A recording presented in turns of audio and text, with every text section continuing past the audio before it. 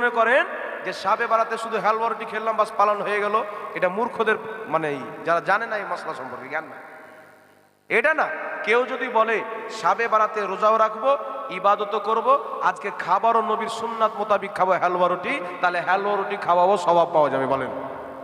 তাই ইবনে মাজাহ শরীফ বাবুল হালওয়ার মধ্যে হাদিস, ক্বালাতু আয়েশা সিদ্দিকা রাদিয়াল্লাহু তাআলা আনহা কানা নবী সাল্লাল্লাহু আলাইহি ওয়াসাল্লাম ইউহিব্বুল হালওয়া ওয়াল আসালা। মা আয়েশা বলেন, আমার নবী মুস্তাফা খাদ্যর মধ্যে সবচাইতে বেশি হালওয়াকে ভালোবাসতেন আর মধুকে ভালোবাসতেন। তাহলে যাকে নবী ভালোবাসতেন ওটা খাওয়া যাবে কি যাবে না? জি। তাই মুসলমান যুগ যুগ থেকে শাবে বারাতে বিভিন্ন দিনে, ঈদের দিনে, আপনার অন্য কোনো জুম্মার দিনে মোহাব্বতের সহিত নবীর সুন্নাত খাবার, পছন্দনীয় খাবার হালুয়া তৈরি করে, আপনার রুটি তৈরি করে। তার কারণে শাবে বারাতে কেউ যদি হালুয়া রুটি তৈরি করে, নবী খাইয়েছেন পছন্দ জিনিস খাবো, কোনো অসুবিধা না, একবারে জায়েজ, বরং নেকি পাওয়া যাবে। শাবে বারাতে খান, তারপরে খান, তারপরে খান, পুরা বছর খান। যেই দিনই খাবেন নবীর সুন্নাত মনে করে যে একে আমার নবী ভালোবাসতেন, আপনি নেকি পাবেন। সুবহানাল্লাহ বলেন। সুবহানাল্লাহ। তাই শাবে বারাতের দিনে আর একটা কথা, অনেকেও দেখতে পাওয়া যায় বাড়িতে আগর কি জ্বালায়, কি বলে মোমবাতি। তো মোমবাতি বাড়িতে জ্বালায়েন না, এটা ফালতু খরচ। আপনি শাবে বারাতে রোজা রাখেন, ইবাদত করেন, জি, আর নিজের গুনাহের আল্লাহর কাছে কান্না কান্না করে ক্ষমা চান, কারণ ওই রাত্রে আল্লাহ বান্দাকে ক্ষমা করে। পাহাড় সমতুল্য গুনাহ হোক না কেন, আপনার মধ্যে যদি করে হিংসা না থাকে, আপনি যদি মূর্তি পূজা না করে থাকেন, আপনার পাহাড় সমতুল্য গুনাহ ওই রাত্রে আল্লাহ ক্ষমা করে দিবে। এটা বিশুদ্ধ হাদিস থেকে প্রমাণিত। এই কিতাবটা যারা লিখেছেন পড়বেন, সব হাদিস পেয়ে যাবেন। অসংখ্য কিতাবের রেফারেন্স, কে সহি বলেছেন, কোন পর্যায়ের কোন মানের হাদিস, সমস্ত জিনিস এ টু জেড আপনি পেয়ে যাবেন। মুহাদ্দিসদের আলামত ইমাম জালালউদ্দিন সিউতি শাবে বারাত পালন করা বৈধ বলেছেন। ওয়াহাবিদের গুরু ইবনে তাইমিয়া বৈধ বলেছে, ওয়াহাবিদের গুরু ইবনে কাইয়ুম বৈধ বলেছে, অসংখ্য ইমাম বলেছেন। শাবে বারাতের ফজিলত সংক্রান্ত অনেক হাদিস আছে, জোরে বলেন সুবহানাল্লাহ। সুবহানাল্লাহ। তাই আল্লাহ পাক এদের ফাঁকর থেকে আমাদের হিফাজত করুক, সকল পড়েন আল্লাহুম্মা আমিন। একবার দুরূদ শরীফ পড়েন আব্বা জান। আল্লাহুম্মা সাল্লানা সাইয়্যিদিনা মাওলানা মুহাম্মদ ওয়া আলা আলি সাইয়্যিদিনা মাওলানা মুহাম্মদ। আর দুরূদ শরীফ পড়েন আল্লাহুম্মা সাল্লানা সাইয়্যিদিনা মাওলানা মুহাম্মদ ওয়া আলা আলি সাইয়্যিদিনা মাওলানা মুহাম্মদ। মামুন সরকার রাসূলুল্লাহর ঘরে 1000 টাকা দান দিয়েছেন, আল্লাহ পাক কবুল করেন, সকল পড়ুন আল্লাহুম্মা আমিন। যারা দেওয়ার ইচ্ছা আছে অবশ্যই দিবেন, থেমে যাবেন না। আপনাদের সম্মুখে একটা ছেলে কত সুন্দর তেলাওয়াত করলো। হাদিস শরীফের মধ্যে আছে একটা হাফিজ 10 জনকে জান্নাতে নিয়ে যাবে। সুবহানাল্লাহ বলে। সুবহানাল্লাহ। কতজনকে নিয়ে যাবে? 10 জন। 10 জনকে নিয়ে যাবে। আর কত সুন্দর কেরাত। হাফিজ সাহেব নাই নাকি এখানে? এই দেখেন হাফিজ সাহেব খুব মেহনত করে, একদম চাঙ্গা হাফিজ। জি, তারাবি পড়ায় প্রত্যেক বছর। চাঙ্গা হাফিজি তারাবি পড়াইতে পারবে, আর কেউ পারবে না। পুরো কোরআন শোনাবে তারাবিতে। তো হাফিজ সাহেবের মেহনত খুব সুন্দর, ভালো লাগলো। এইভাবে আপনারা বাচ্চাদেরকে তৈরি করেন, আর আঞ্জমান করবেন তো ছেলে পিলেদেরকে হাদিস মুখস্থি করান। তারাবির সহি হাদিস, তারাবির ব্যাপারে 3টা, শাবে বারাতের ব্যাপারে 3টা হাদিস, এইভাবে বাচ্চাকে শোনান। এই বাচ্চারা যেন মৌলবি হওয়ার পর খালি হাদিস ঝাড়ে, কিসসা কাহানি না বলে। আর আপনাদেরকে বলবো এই কিসসা কাহানি থেকে বাঁচেন। জি, এই 5 রাত শহরের জীবনী শুনলেন, কি উপকার হলো? এখন যতটি আমার বক্তব্য শুনলেন, এর মধ্যে না হলেও 10টা কথা আপনারা বুঝতে পেরেছেন, আমার বিশ্বাস। নাহলে একটা পেরেছেন, কোন একটা উপকার হবে আপনাদের। আর যদি আমি জীবনী করে চলে যেতাম যে জুলেখা মানে পাগল হয়ে গেল হযরত ইউসুফ আলাইহিস সালামের প্রেমে, লাইলা মাজনু পাগল হয়ে গেল, ওকে মারলো ওকে ব্যথা হতো, ওকে মারলো ওকে ব্যথা হতো, তাহলে কান খুশ হতো, আপনি গিয়ে বাড়িতে প্রেম করতেন, কোন লাভ হতো? তাই মুফতিদেরকে শুনেন, আলিমদেরকে শুনেন। আলহামদুলিল্লাহ, আমার পূর্বে যিনি ওয়াজ করলেন ইনিও তো সুর করে করলেন, কিন্তু কত সুন্দর সুন্দর কথা বললেন। মা বোনদের ছেলের পরওয়ারিশের ব্যাপারে অনেক ভালো ভালো কথা বললেন। তাই আল্লাহ তাবারাক ওয়া তাআলা সকলকে বুঝার তৌফিক দান করুক। আর কয়েকটি কথা আপনাদের সম্মুখে আমি বয়ান করব, একটু লক্ষ্য করে শুনবেন বাবজি। এখানে শুরুতে যখন আমরা নবীর নাম শুনলাম তো বিরুদ্ধ আঙুল চুমন দিয়ে চোখে লাগালাম। আমরা আমাদের নবীর নাম শুনে চুমুন দিয়ে চোখে লাগালে কিছু লোকের জ্বলে যায়। জি, একটা লোক মনে করছে যে জায়গাটা সুন্দর, বসেছে তো তলে আগুন আছে, ছিটপিট করে উঠছে, এইরকম এদের আগুন লেগে যায় পাছাতে, না এরকম? আর মানুষকে বলবে যে কোনো হাদিসে নাই, কোথাও নাই, একবারে ডাহা মিথ্যা কথা। এত যুগ যুগ থেকে লোক পাগলা ছিল করেছে, হাদিসে নাই তো। আসলে ওর তলা নাই। একটা বাড়িতে বৌমা নিয়ে এসছে, ছেলের বিয়ে হয়েছে, তো বৌমা খাটু, তো কলসিতে পানি নিতে নিতে আংটিটা কলসির মধ্যে পড়ে গেছে, এ হাত ভরেছে, তো হাত কিন্তু তলাতে যায় না। তো শাশুড়ি মাকে বলছে যে মা কলসির তলা নাই। তো শাশুড়ি মা বলছে বেটি তলা আছে, তোর অদ্দর অব্দি হাত নাই, তোর যাবে না। তো এইরকম এরা হলো খাটু লোক। জি, দুই পাতা পড়ে মানুষকে লেকচার মেরে বাড়ায়। তাই নবী পাকের নাম শুনে চোখে মাসাহ করা মুস্তাহাব, ফাতাওয়া স্বামীর মধ্যে আছে এই কাজটা করা মুস্তাহাব। আর নবী পাক বলেছেন যে ব্যক্তি এই কাজ করবে আমি তার নেতা হয়ে তাকে জান্নাতে নিয়ে যাব। হিলিয়াতুল আউলিয়ার মধ্যে হাসান সনদে হাদিস বর্ণিত, মুসা আলাইহিস সালামের একজন উম্মত 200 বছর গুনাহ করেছিল, কিন্তু একটাই কাম ছিল, নবীর নাম চুমুন দিত আর চোখে লাগাতো, এইভাবে বিরুদ্ধ আঙুল চুমুন দিত, চোখে লাগাতো, যতবার নবীর নাম তাওরীতে পড়তো। আল্লাহ বলছেন মুসা আমার নবীর নামকে চুমুন দিয়ে চোখে লাগার কারণে আমি তার 200 বছরের গুনাহ ক্ষমা করে দিয়েছি। সুবহানাল্লাহ বলবেন না? সুবহানাল্লাহ। জি, তাই আমরা মানুষদেরকে আমরা না বড় বড় আল্লাহওয়ালারা শিখিয়েছে নবীর নাম শুনে আদবে চুমুন দাও। মুসা নবীর উম্মতের 200 বছরের গুনাহ যদি মাফ হয়ে যায়, তো আল্লাহ তো রহমানুর রহিম, আমাদের যদি 60 বছরের গুনাহ মাফ করে দিতে তো আমাদের বেড়া পার হয়ে যাবে, হবে না? তাই ইমাম ইবনে আবিদিন শামী ফাতওয়া শামীর মধ্যে বলেছেন এই কাজটা করা স্বভাবের কাজ। ইমাম মুল্লা আলী কারি শারহে নুকায়ের মধ্যে লিখেছেন এই কাজটা করা স্বভাবের কাজ। ইমাম জালালউদ্দিন সুয়ুতির লেখা কিতাব তাফসিরে জালালাইনের হাসিয়ার মধ্যে মুহসি বলেছেন এই কাজটা করা স্বভাবের কাজ। জোরে বলেন সুবহানাল্লাহ। সুবহানাল্লাহ। অসংখ্য কিতাবের মধ্যে তাহতাবি আলা মারাকিল ফালার মধ্যেও একে স্বভাবের কাজ লেখা হয়েছে। তাহলে নেকির কাজ ছাড়বো, আপনাকে আবার যুক্তি দিবে যে চুমলাম আমার আঙুল, তোর নবীর নাম কি করে চুমুন দেওয়া হলো, আপনাকে যুক্তি দিবে। কিন্তু শরীয়তের মসলা হচ্ছে আপনি হজ করতে যাবেন, হাজরে আসওয়াদকে চুমতে হয়, হয় না? তো আপনি যদি পৌঁছাতে না পারেন তো ইসলাম বলছে এইভাবে হাত দেখে হাতকে চুমুন দাও, ওকে চুমুন দেওয়া হয়ে গেল। তো ওইভাবে নবীর নামও চুমুন দেওয়া হলো, এটা হাদিস থেকে প্রমাণিত। আর যেখান থেকে যেটা আমল শরীয়তে প্রমাণিত হয়ে গেল, আমার আপনার শয়তানি খোপড়ি দিয়ে নিজের আখেরাতকে ধ্বংস করা হবে। তাই মৌলবি কিয়াস করছে। তাই আল্লাহ পাক হিফাজত করুক, সকল বলেন আল্লাহুম্মা আমিন। এটা কে দিয়েছেন? বাবলু সরকার 1100 টাকা দিয়েছেন, আল্লাহ কবুল করেন, সকল বলেন আল্লাহুম্মা আমিন। জি, ফটাফট দেন। কি আছে প্রশ্ন, কি আছে? হ্যাঁ, তুলসীর গাছ কাকে বলে?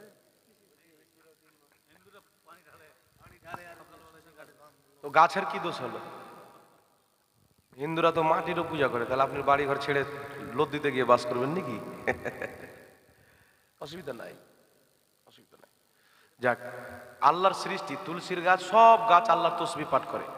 সাব্বাহা লিল্লাহি মা ফিস সামাওয়াতি ওয়াল আরদ, জমিন আসমানে যা আছে আল্লাহর তসবিহ পাঠ করে। জোরে বলেন সুবহানাল্লাহ। সুবহানাল্লাহ। আমার আপনার নবী সাল্লাল্লাহু আলাইহি সাল্লাম একটি রাস্তা দিয়ে যাচ্ছেন, হঠাৎ করে দুটি কবরের পাশে দাঁড়ালেন। মুসলিম তিরমিজি শরীফের হাদিস। দাঁড়ানোর পর বলছে সাহাবী এই দুটি কবরে আযাব হচ্ছে। সাহাবী জিজ্ঞাসা করলেন ইয়া রাসূলুল্লাহ কি কারণে আযাব হচ্ছে? রাসূলে পাক বললেন একজন পেশাবের ছিটা থেকে বাঁচছিল না, আর একজন মানুষের চুগলি করত, তার কারণে এদের কবরে আযাব হচ্ছে। তাহলে সাহাবার আকীদা কি ছিল, কি কারণে আযাব হচ্ছে নবী এটাও জানে। আচ্ছা, কার কবরে আযাব হচ্ছে এটা গায়েব কি গায়েব না? তাহলে কি বুঝা গেল? আমাদের নবীকে আল্লাহ গায়েবের খবর দিয়েছেন। জোরে বলেন সুবহানাল্লাহ। সুবহানাল্লাহ। নবী পাক বললেন সাহাবী যাও একটা খেজুরের ডানা নিয়ে এসো। সাহাবী রাসূল খেজুরের ডানা নিয়ে এসে দুই ভাগে রাসূলের পাক বিভক্ত করে দুটি কবরে রেখে দিলেন, আর বললেন যতদিন পর্যন্ত এই ডানা কাঁচা থাকবে ততদিন পর্যন্ত এদের কবরের আযাবে কমতি থাকবে।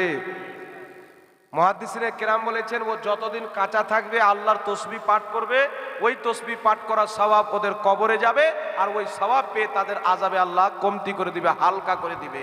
তাই ইমাম মুল্লা আলী, ইমাম বদরুদ্দিন আইনি বুখারী শরীফের সারা আপনার উমদাতুল কারির মধ্যে এই হাদিস উল্লেখ করে বলেছেন, তাই মৃত্যু ব্যক্তির নামে জীবিত ব্যক্তি কোরআন তেলাওয়াত করলে, তসবিহ তাহলিল করলে তার সওয়াব মৃত্যু ব্যক্তি পাবে, তার আযাবে কমতি হবে। যখন গাছের তসবিহ পাঠ করাতে মৃত্যুর আযাবে কমতি হয়ে যায়, মানুষ যখন পাঠ করবে আরো বেশি কমতি হবে। সুবহানাল্লাহ সুবহানাল্লাহ বলবেন না? সুবহানাল্লাহ। তার কারণে বিখ্যাত ইমাম তাবলিগি জামাতরা যেই কিতাবটিকে ছেপেছে, কিতাবটির নাম হলো ফতোয়ায়ে শামি। সেই কিতাবের মধ্যে লেখা আছে, ফুকাহায়ে কেরাম বলেছেন যে যদি কোনো ব্যক্তি আল্লাহওয়ালাদের কবরের উপরে, মাজারের উপরে যদি গোলাপ ফুল, কাঁচা ফুল দিতে হয়, প্লাস্টিকের ফুল না, যদি দেয় তো এই কাজটা করা হচ্ছে হাসান, ভালো কাজ, কারণ ফুলও আল্লাহর তসবিহ পাঠ করে। আর এটা নবীর হাদিস থেকে ইস্তেমবাদ করা। বুঝতে পারলেন কথাটা আমার? তাই 700 জন ফুকাহায়ে কেরাম হানাফি মাযহাবের জগৎ বিখ্যাত কিতাব ফাতাওয়া হিন্দিয়ার মধ্যে বলেছেন আল্লাহওয়ালাদের কবরের উপরে, বাপ মায়ের কবরের উপরে কাঁচা ফুল দেওয়া জায়েজ আছে। বলেন সুবহানাল্লাহ। সুবহানাল্লাহ। কিন্তু কিতাবের লেখা আছে, কিন্তু আর আপনাকে কি বলবে? শিরিক, শিরিক, অমুক করা শিরিক, ধুমুক করা শিরিক। একটা মুন্সিকে দেখলাম বলছে হিন্দুরা মন্দিরে গিয়ে মাথা নত করে, তোমরা মাজারে গিয়ে মাথা নত করো। হিন্দুরা মন্দিরে গিয়ে প্রসাদ নিয়ে যায়, তোমরা মাজারে মানে ওই গরু নিয়ে যাও। তাহলে তোমাদের মধ্যে ওদের মধ্যে তো কোনো তফাতই দেখতে পাই না। তাহলে ওই মৌলবীকে যদি জবাব দিতে হয়তো কাউকে খারাপ লাগতে পারে, আমি বলবো খারাপ মনে করবেন না, জবাবটা দিতে হবে। আচ্ছা আপনারা বলেন তো, হিন্দুরা মন্দিরে গিয়ে মাথা নত করে, আমরা মাজারে গিয়ে মাথা নত করি। ওর এটা বক্তব্য, মানে মাজার আর মন্দিরের মধ্যে কোনো তফাৎ নাই। কেন? বলছে মাজারে চাদর দাও, ওরা মূর্তির উপরে চুনরি দেয়, তোমরা মাজারে ফুল দাও, ওরা মূর্তির উপরে ফুল দেয়। তাহলে কি তফাৎ থাকলো? ওরা খাড়ো মূর্তি, তোমরা পড়া মূর্তি, দুটোই তো মূর্তি। কিন্তু আল্লাহওয়ালাদের কবরকে আল্লাহ কি বলেছেন জানেন? আল্লাহ বলছেন ওয়াল্লাযীনা আমানু ওয়া আমিলুস সলিহাতি ফি রাউদাতিল জান্নাহ। পবিত্র কোরআনে আল্লাহ বলছেন যারা ঈমান এনে ভালো কর্ম করে দুনিয়াতে গেছেন, যারা আল্লাহর ওলি, তাদের কবরটা হচ্ছে জান্নাতের বাগান। সুবহানাল্লাহ। আরে হারামজাদা তুলনা করছে জান্নাতের বাগানকে মন্দিরের সাথে। তাহলে ও কাঠমুন্সিকে বলবো তোর স্ত্রীর বড় বড় চুল, তোর মায়েরও বড় বড় চুল, তোর স্ত্রীও মহিলা, তোর মাও মহিলা, ও বাচ্চা দেয়, এও বাচ্চা দেয়, তাই তুই বলবি যে আমার মায়ের কাছ থেকে বাচ্চা নেবো? নাউজুবিল্লাহ। হবে? তফাৎ বুঝতে হবে কি হবে না? একটা হচ্ছে মন্দিরে মূর্তি রাখা হয়, মূর্তি হচ্ছে আল্লাহর দুশ্মন। আর মাজারে আল্লাহর ওলি শুয়ে আছে, আল্লাহর ওলি হচ্ছে আল্লাহর দোস্ত। আল্লাহর দোষের কাছে গেলে আল্লাহ খুশি হয়, আল্লাহর দুশ্মনের কাছে গেলে আল্লাহ বেজার হয়। তাহলে দুশ্মন আর দোস্তকে এক করা যাবে? মূর্তি হচ্ছে জাহান্নামী, আল্লাহওয়ালা হচ্ছে জান্নাতি। আর আল্লাহ বলছেন শুনো, লা ইয়াস্তাবি আসহাবুন নারি ওয়া আসহাবুল জান্নাহ। জান্নাতি জাহান্নামী কোনোদিন বরাবর হতে পারে না। তো একজন জান্নাতীর কবরকে যারা মন্দিরের সঙ্গে বরাবর করবে, তাদের ঈমান থাকতে পারে না, তারা কোরআন বিরোধী ফতোয়া দেবে। জি, তাই ভাবতে হবে আপনাকে মুসলমান। কিন্তু শুনেন, আমি এটা অস্বীকার করছি না, মাজারেও কিছু কুকর্ম হচ্ছে না, হয় না? মাজারে যেগুলো খাদিম আছে, কোনো আলিম নাই, জাহিল বসে আছে, আর মাজারের নামে ব্যবসা চালু করেছে। আমরা ওই ভণ্ডকে মারি না। আমরা নবী পাক যে হিসাবে মাজার জিয়ারত করেছেন, সাহাবা জিয়ারত করেছেন, সুন্নাত অনুযায়ী মাজার জিয়ারত করাকে বিশ্বাস করি। আমি নিজে জিয়ারত করি। ওখানে গিয়ে সাজদা করাকে আহলে সুন্নাত ওয়াল জামাতের আলিম উলামা হারাম ফাতোয়া দিয়ে রেখেছে। বলেন সুবহানাল্লাহ। ফাতোয়া দিয়েছে, হারাম ফাতোয়া দিয়ে রেখেছে। তবু এরা বলবে যে সুন্নিরা এগুলো করে। তো সুন্নিদের মৌলবি তো হারাম বলেছে। ওদের মৌলবির ফটো আছে, মন্দিরে গিয়ে পূজা করছে। কোথায় গিয়ে? জি, একটা ভিডিও আপনাদেরকে দেখাচ্ছি, দেখেন তো আপনারা দেখতে পাচ্ছেন কি পাচ্ছেন না। এক মিনিট, আওয়াজটা শুনেন। এই দেখেন, দেখতে পাচ্ছেন মূর্তির সামনে গিয়ে মন্ত্র পড়ছে, পূজা করছে, দেখতে পাচ্ছেন? জি।